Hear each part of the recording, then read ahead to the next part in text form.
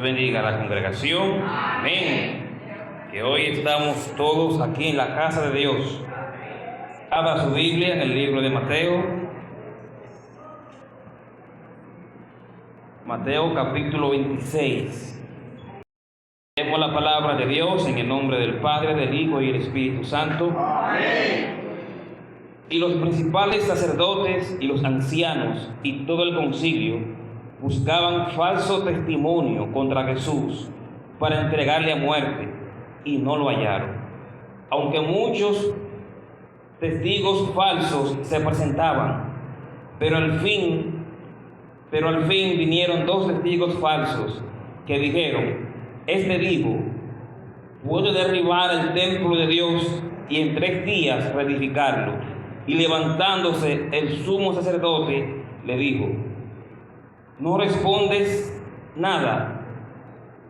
¿Qué testifican estos contra ti? Mas Jesús callaba. Entonces el sumo sacerdote le dijo: te conjuro por Dios viviente, que nos digas si eres tú el Cristo, el Hijo de Dios. Jesús les dijo: tú lo has dicho. Y además os digo que desde ahora veréis al Hijo del Hombre sentado a la diestra del poder de Dios y viniendo las nubes del cielo.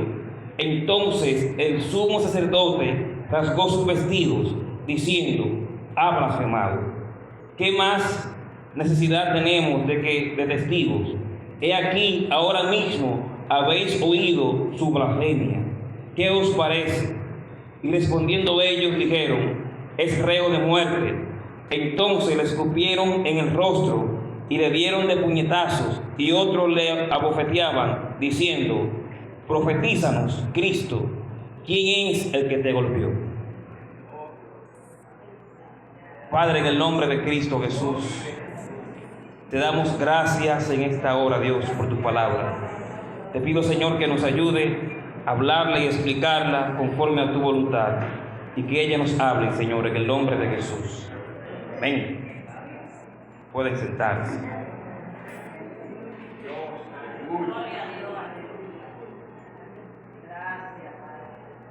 Vamos a hablar sobre el tema la lealtad del Hijo al Padre.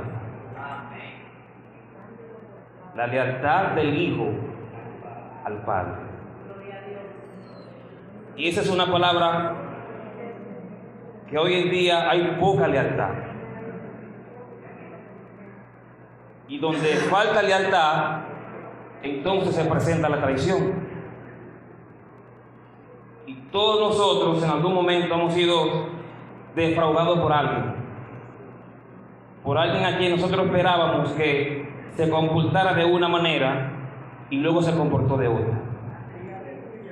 Incluso en la muerte de Cristo se cumplen varias lealtades juntas. Primero, cuando lo van a apresar, y luego que lo apresan sus discípulos, todos salen huyendo. Y el que estaba más cerca, dice la Escritura, que estaba mirando de lejos. Todos los otros cogieron su camino. Y Jesús, en ese momento de angustia, le dice a sus discípulos: ven conmigo, vamos a orar.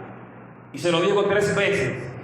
Y las 3 ocasiones que él le pidió que velaran con él, los encontró durmiendo.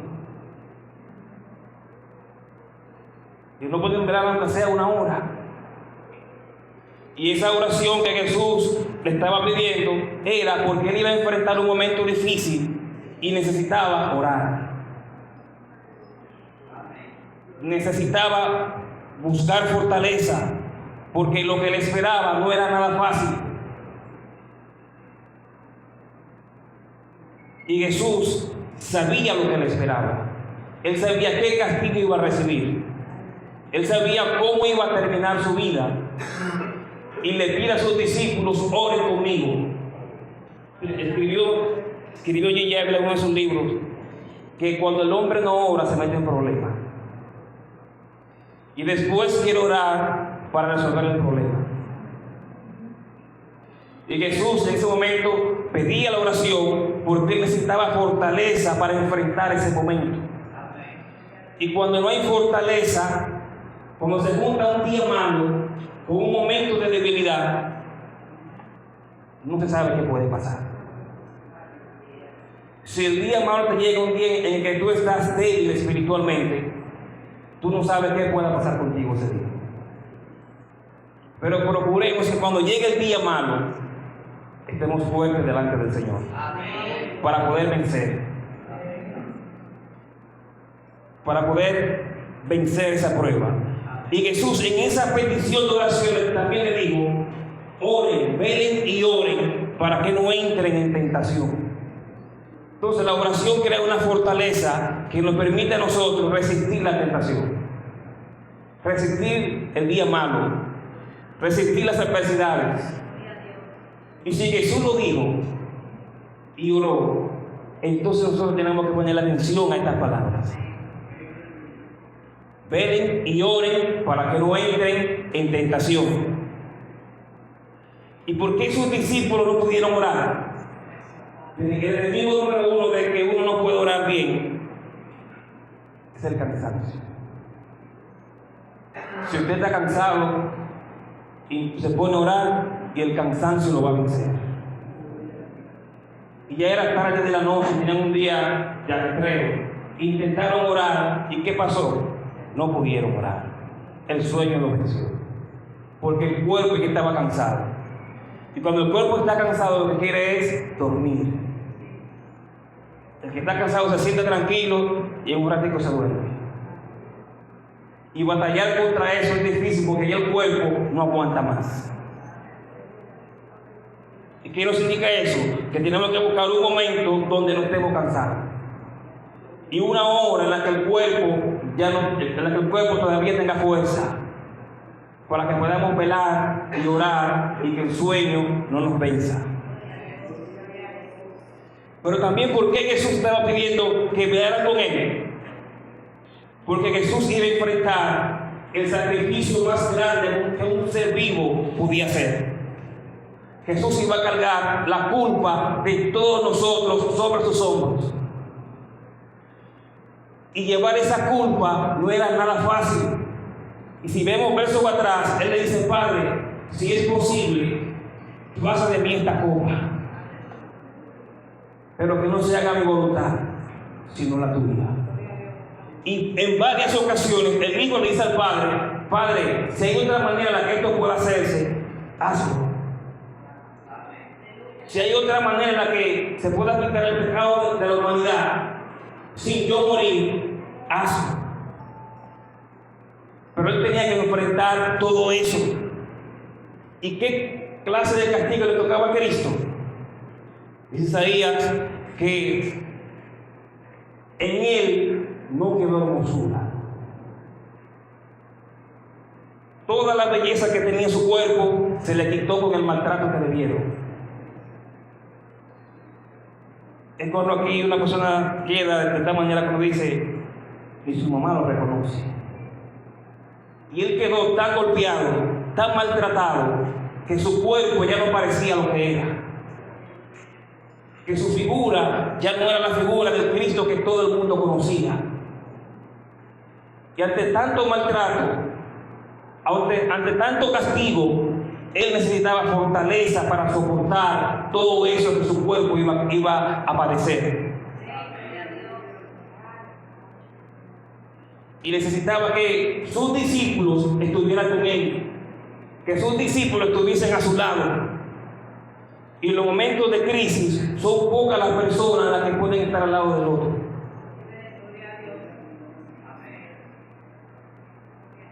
Son pocas las personas que en tu momento de dificultad te tienden la mano y te ayudan y te colaboran sin tú pedírselo.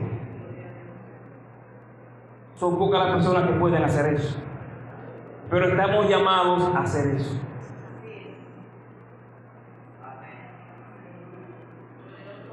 Dice la palabra que podrá la madre olvidarse de su hijo y la gallina de sus pollos, pero Dios no se olvida de sus hijos.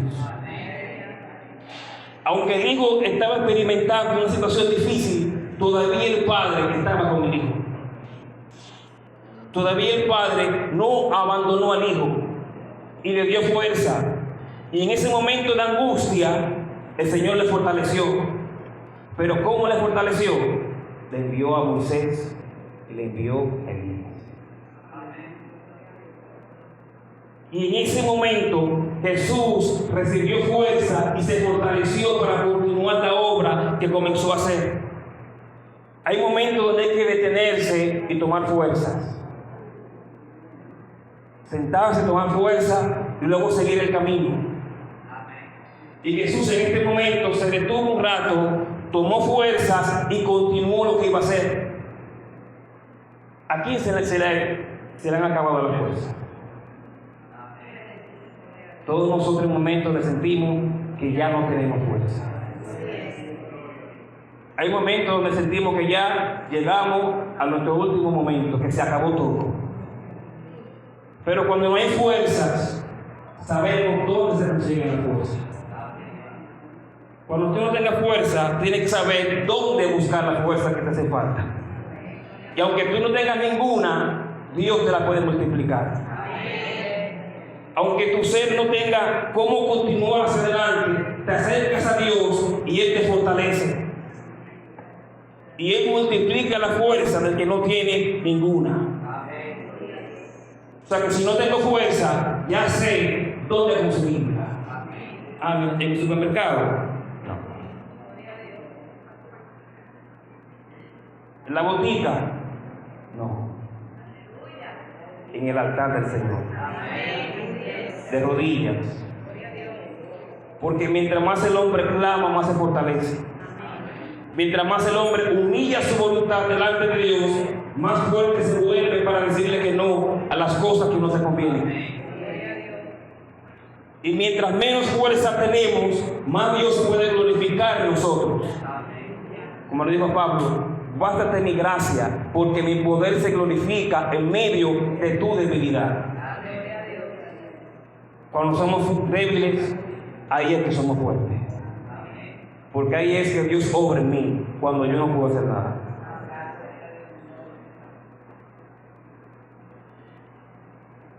Y en medio de esto, también Jesús tenía que cargar no con la culpa, también tenía que cargar con el pesar de que sus discípulos lo abandonaron y uno de ellos fue quien le entregó. Y ese que le entregó, en su momento de su última cena, Jesús le dijo, uno de ustedes le va a entregar. Y todos comenzaron a preguntarse, ¿quién será? ¿Será Pedro? ¿Será Juan? Y en ese momento todo el mundo piensa que es el otro, no uno mismo. Cuando hay un problema, hay un valor raro aquí, ¿quién será? Todo el mundo piensa, no, es este, es aquel, es el otro, nadie piensa, soy yo.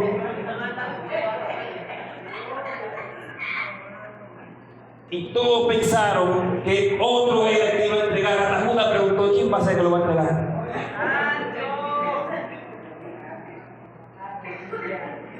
Y Jesús tenía que esa persona que le iba a entregar, que estaba con él, le lavó los pies, le secó los pies, comía de los panes que Jesús multiplicaba. Cuando estaban en la barca, que la barca se iba a hundir, levantó las manos y paró el agua, paró la tormenta. En vez de decir que saben todo y que se ahogue, no, paró el agua, paró la tormenta. Y le dio el mismo trato a Judas que a los 11. Y nunca lo maltrató, sabiendo él que Judas le iba a entregar. Mucha gente ve esto y dice, bueno, Jesús es un pendejo. No. Cada quien da lo que tiene. Y como en su interior no había odio por Judas, ni rencor, él le daba lo que tenía. Y lo trataba igual que a todos, porque Jesús no tenía malicia. Y cuando hay malicia dentro del corazón de alguien, siempre busca la manera de buscar ventaja y de hacer las cosas que le convienen a él, aunque hiera al otro. Por eso Pablo, cuando habla de los obispos, dice que sean hombres sin malicia. porque la malicia en cualquier momento sale a flote. Y cuidémonos de esa malicia. Y digámosle: Señor, si hay malicia en mí, quítala. Si hay algo en mí que impide que mi corazón esté limpio y sano, quítalo y límpiame, para que en mi corazón no haya malicia.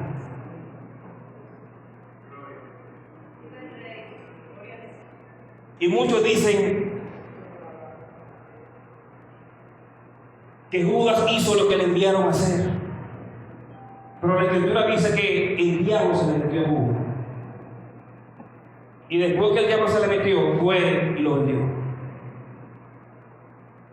Porque hay cosas que la gente lo hace porque está influenciado por otra fuerza, influenciado por el mal.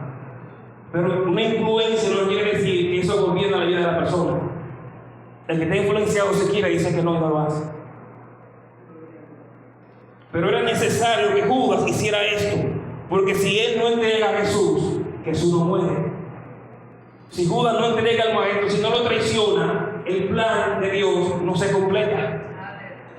Y era parte del plan de Dios que el Hijo fuera abandonado y fuera traicionado por sus discípulos.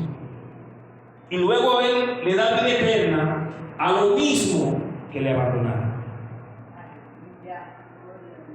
Y Él libera del pecado a lo mismo que le vendieron. A lo mismo que huyeron cuando Él fue apresado. ¿Qué nos dice esto? Que en el reino de Dios no hay espacio para el rencor. No hay espacio para la venganza. No hay espacio para cobrar cuentas viejas. No. Todas esas cosas, dejémoslas en Dios. Dios es quien hace cuando Él quiere y como Él quiere. Ahora, cuando llegó el momento de entregar a Jesús, estaba escrito en la palabra de la ley que por el testimonio de 2 o 3 personas alguien podía ser apresado. Si 2 o 3 se pusieran de acuerdo y dicen: bueno, él hizo esto, ya ese testimonio se contaba como que esa persona lo hizo. Pero era así porque en ese momento había palabra y había lealtad entre personas. Y se entiende que cuando alguien decía algo, eso que decía era cierto. Y el libro de Hebreos dice que si por el testimonio de 2 o 3 una persona puede morir, ¿cuánto más el que blasfema contra la sangre de Cristo? Pero cuando llegó el momento de buscar una razón para apreciar a Cristo, buscaron una razón y no la encontraron. Porque Jesús era un cordero sin mancha. ¿Qué quiere decir sin manchas? Que no había defectos en él. No había una falta en su vida por donde pudieran decir: mira, hizo esto, vamos a acusarlo de esto. Y lo investigaron de arriba abajo. Y en sus últimos 3 años siempre había alguien del Sanedrín, un fariseo o un saduceo, mirar lo que él hacía. Y aún así nunca pudieron encontrar una falta para acusarlo. Porque fue el Cordero de Dios perfecto, santo y sin manchas. Y como no encontraron cómo acusarle, vamos, verso 59, buscaban falso testimonio contra Jesús para entregarle a muerte y no lo hallaron. Y buscaban falsos testigos para entregarle a muerte y no hallaron. Pero siempre va a aparecer alguien que intentará hablar mal hasta de quedarse vivo. Verso 60. No aparecía una falta, no aparecía testigos falsos y aparecieron 2.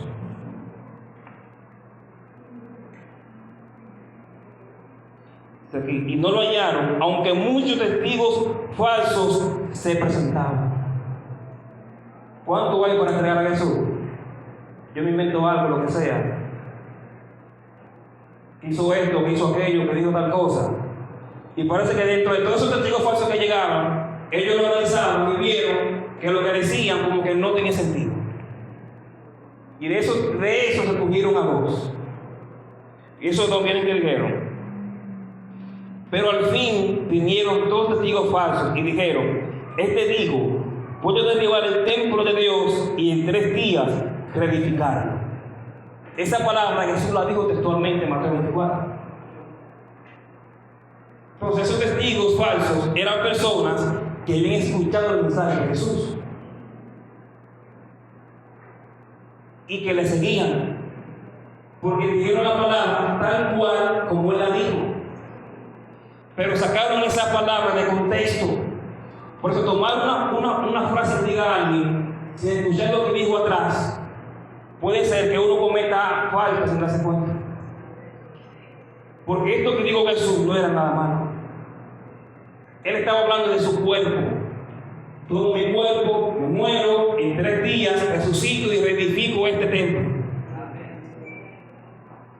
Y ellos lo tomaron como que era el templo de Israel, que tomó 40 años construir. Y cuando él dijo esto, muchos dijeron: pero ¿cómo va a ser? Si este templo tomó tanto tiempo edificarlo, tú lo vas a construir en 3 días.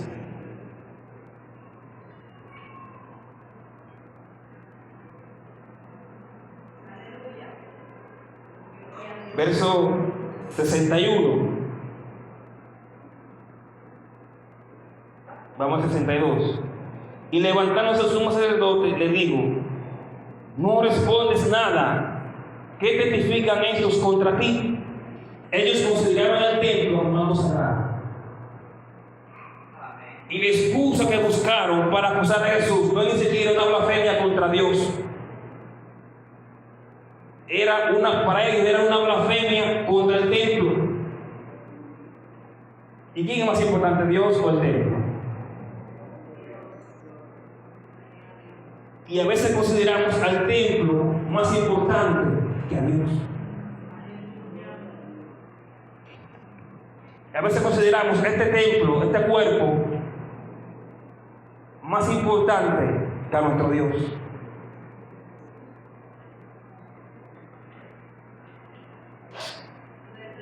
Santo Dios. Pero estaba profetizado que todas estas cosas iban a acontecer. De que Jesús iba a ser engañado, iba a ser vendido, y como era un cordero sin manchas, entonces su juicio iba a ser un juicio ilegal, porque no tenían cómo enjuiciarlo. Y cuando lo fueron a apresar, fueron de madrugada.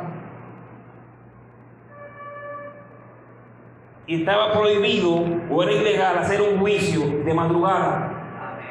Le hicieron un juicio secreto. Lo llevaron a la casa del sumo sacerdote y ahí estaban todos reunidos, cuando el juicio debió ser en el templo. Y debió ser de día, en una asamblea donde todos estuviesen ahí para ver el juicio. Y lo juiciaron de noche y entre un grupo.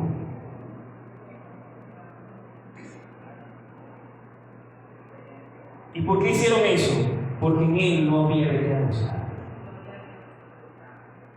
En él no había de qué condenarlo. Y por eso hicieron un juicio ilegal de noche con testigos falsos. Y un juicio donde Jesús no iba a salir inocente. Porque era un juicio con la intención de condenar a Cristo. Con la intención de que él de ahí no saliera con vida. Incluso cuando lo llevan donde Pilato y donde Herodes, sobornaron personas para que gritaran: crucifíquenlo.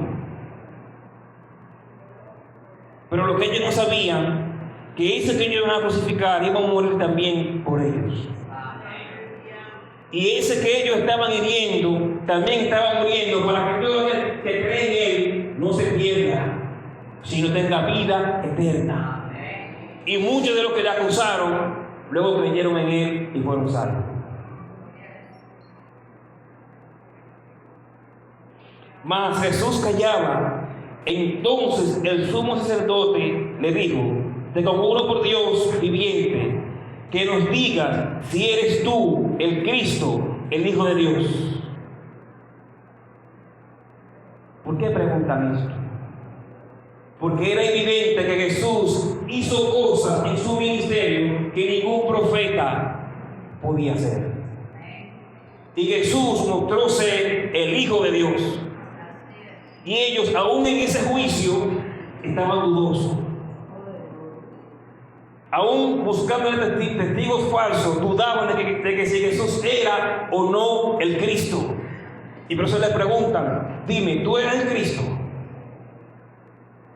¿Y qué significa esa palabra, el Cristo? El Mesías.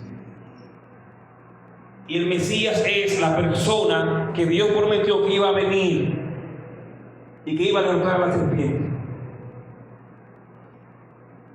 y que iba a libertar a su pueblo y que iba a establecer su reino. Y todos ellos esperaban al Mesías, pero para que el Mesías le diera lo que ellos querían.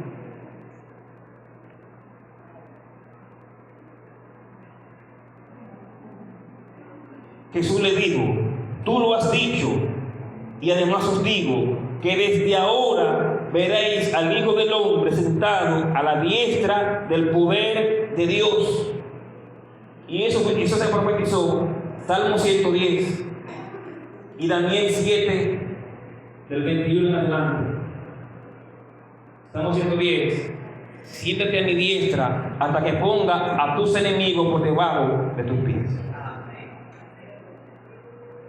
Y Jesús le está diciendo que Él se va a sentar a la diestra del Padre,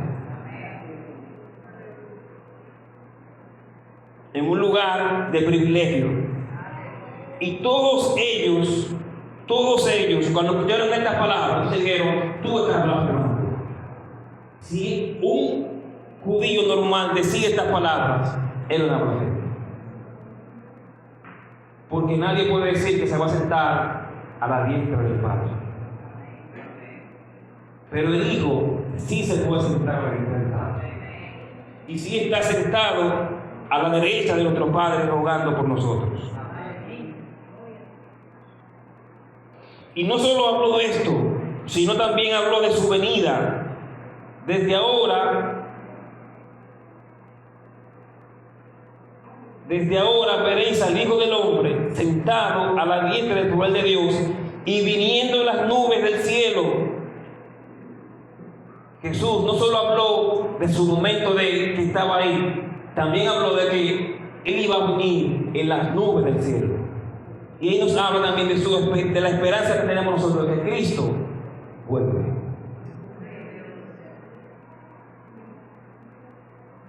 Entonces el sumo sacerdote rasgó sus vestiduras, diciendo: ha blasfemado. ¿Qué necesidad tenemos de testigos? Y aquí ahora mismo habéis oído su blasfemia. Y lo que para ellos era una blasfemia, para Jesús era decir la verdad. Porque Él estaba diciendo lo que Él era. Y Él estaba hablando de lo que iba a acontecer con Él después de su muerte. Pero para ellos era una blasfemia. Para ellos era alguien que estaba hablando mal en contra de Dios y que merecía la muerte por sus palabras. Pero para Dios era su Hijo que estaba diciendo quién Él era y qué iba a hacer después de su muerte. Y realmente por eso es que se celebra la Semana Santa, conmemorando la última semana de todo lo que pasó Jesús. Y si vemos la Biblia de Mateo 26 en adelante, son los capítulos más largos del libro de Mateo, y los más largos de Lucas y de Juan y de Marcos, porque en estos capítulos se habla mucho acerca de qué pasó Jesús en su última semana. Y en esta última semana Jesús pasó tantas cosas que todos los escritores trataron de detallar lo más que pudieran de lo que le pasó a Jesús. Y en esta semana vemos cómo Jesús, a pesar de ser abandonado, ser traicionado, ser golpeado, nunca abandonó el plan que el Padre le entregó. Y fue 100% leal a lo que el Padre le envió a hacer.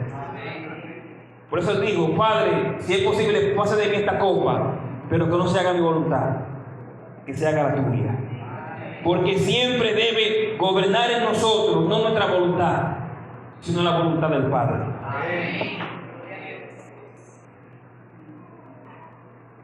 ¿Qué hicieron estos? Lo condenaron a muerte. Entonces le escupieron en el rostro y le dieron puñetazos.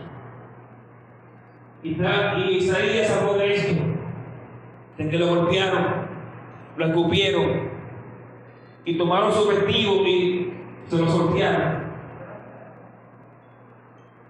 tratando de burlarse de él. Tú eres un profeta, ¿quién fue que te dio? Y lo golpeaban. Adivina quién te dio un bofetón. Después el otro: dale tú ahora, dime quién fue que te dio. ¡Pah! Y Jesús fue humillado hasta lo sumo. Y la humillación de Jesús tuvo dos niveles. La primera humillación fue cuando Él tomó forma de hombre. Filipenses 2. Se humilló hasta lo sumo, tomando forma de hombre. Después, en su condición de hombre, fue golpeado, fue maltratado. Y Él, siendo Dios hecho hombre, lo trataron como un delincuente. Él, siendo Dios hecho hombre, se burlaron de Él.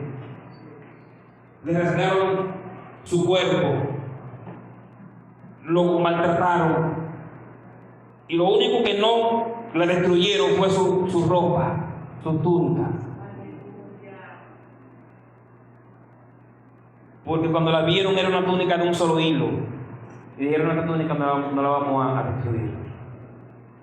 Y estaba profetizado de que su túnica no la iban a destruir, por dos razones: porque estaba profetizado y porque era una túnica cara. Y cuando la vieron dijeron: no vale la pena romper esto. Y Jesús tuvo que padecer todo esto solo por amor a la humanidad, solo por amor a todos aquellos por los cuales Él murió. Pero es Isaías: el castigo de nuestra paz fue sobre Él, y por sus llagas fuimos nosotros curados. O sea que todo este castigo que Jesús padeció no fue en vano. Toda esta obra que Él tuvo que padecer para hacer no fue algo que se perdió en el tiempo. Producto de ese sacrificio estamos nosotros aquí. Y producto de esa entrega, muchos de nosotros somos cada día limpios de nuestro pecado. Y podemos vivir confiadamente porque ahora el Hijo nos libertó.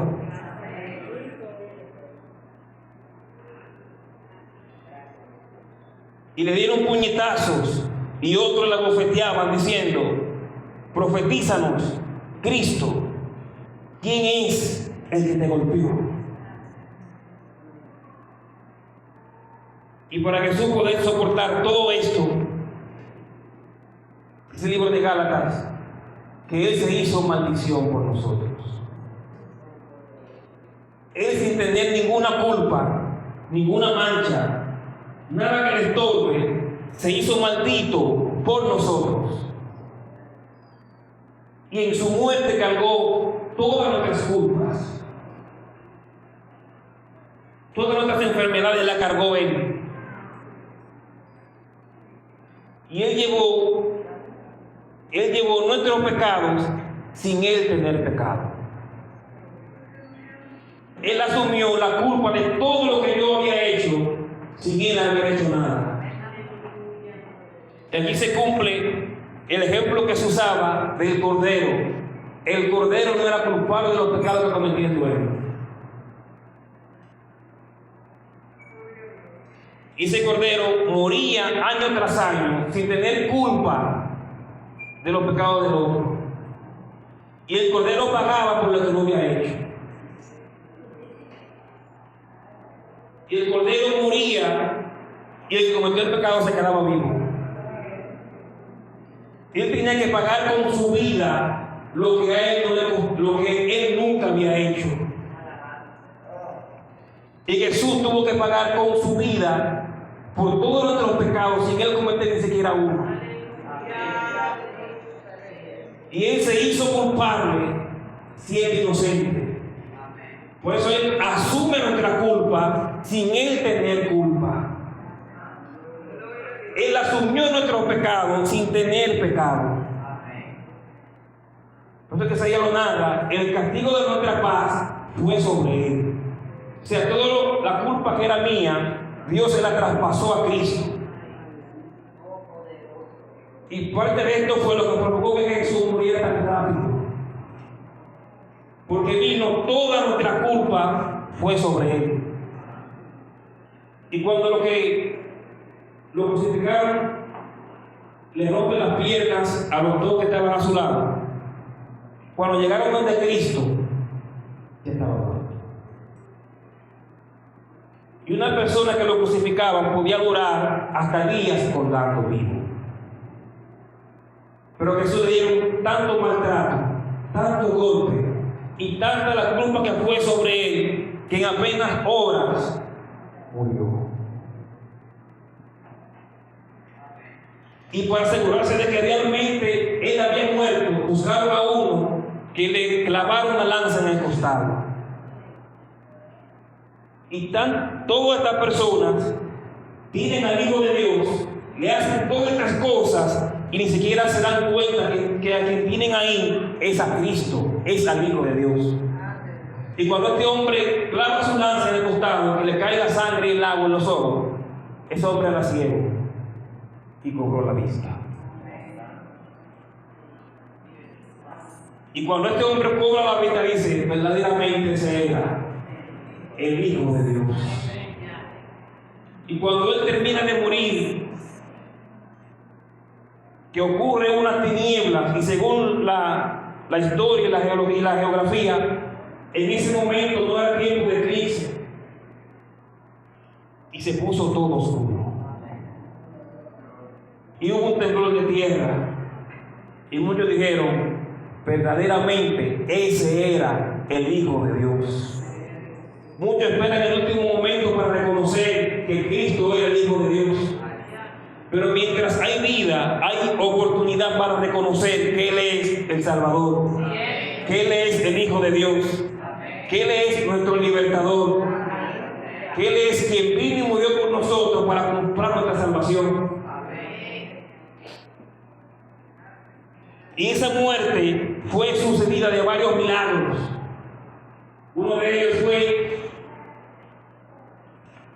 que la cortina que había en el templo, el velo que había en el templo, se cortó. Y no era un velo cualquiera, era un velo espeso, como una alfombra gruesa. Y si usted agarra una alfombra, una cortina y la mueve, no la rompe moviéndola. Y esa cortina se cortó en dos. Y esa cortina era lo que dividía el lugar santo del lugar santísimo, dando a entender que ahora nosotros, por su muerte, tenemos derecho a entrar al lugar santísimo. Y tenemos derecho a entrar a la presencia de Dios, porque Cristo murió por nosotros. Lo que antes era exclusivo para un grupo, ahora es exclusivo para todo aquel que cree en el Hijo de Dios. Otro milagro que ocurrió fue que muchos profetas que habían muerto se levantaron entre los muertos y salieron a profetizar. Y el que no le creía a los vivos, entonces ahí podía creer a los muertos, porque los muertos estaban hablando de la maravilla de Dios y estaban testificando que estaban muertos, pero con la muerte de Cristo se levantaron entre los muertos. Pero también nosotros éramos esos muertos, estábamos muertos en delitos y en pecados. Pero la muerte de Cristo nos levantó de la tumba. La muerte de Cristo nos levantó de ese hoyo en el que estábamos viviendo. Y ahora es que tenemos vida. Porque ahora tenemos al dador de la vida. Y el que no tiene al que da vida, no tiene vida. Y vemos cómo esta muerte no fue una muerte cualquiera. No murió un judío más. No murió una víctima más del Imperio Romano o de la crucifixión. No. De hecho, Jesús no lo mataron. Jesús entregó su vida. Porque nadie tiene poder para quitarle la vida a Dios. Dice el libro de Juan que Él dice: si yo quiero, entrego mi vida y vuelvo y la tomo. Entonces, a Él no lo mataron los golpes. Él se entregó. Él entregó su vida por nosotros. Porque si Él quería, no moría. Como dice una canción,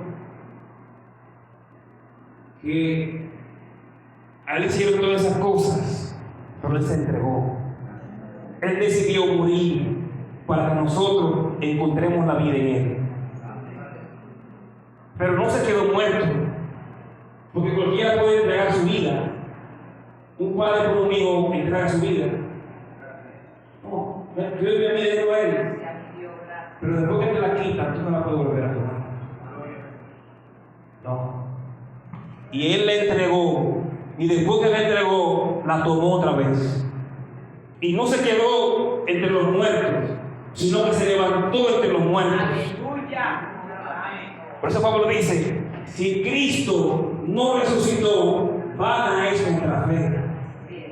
O sea que si Él se queda muerto, nuestra fe hoy no tendría sentido, porque estaríamos siguiendo un muerto. Pero Él dice: pero como Cristo se levantó entre los muertos, también nosotros nos levantaremos entre los muertos.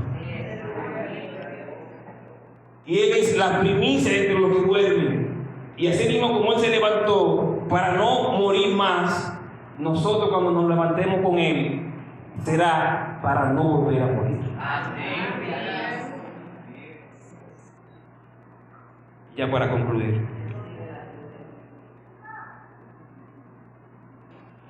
valoremos esta muerte, porque hoy tenemos vida, porque Cristo murió por nosotros. Hoy tenemos salvación, porque Cristo murió por nosotros. Hoy somos libres del pecado, porque Cristo murió por nosotros. Y el Hijo fue 100% leal al plan del Padre.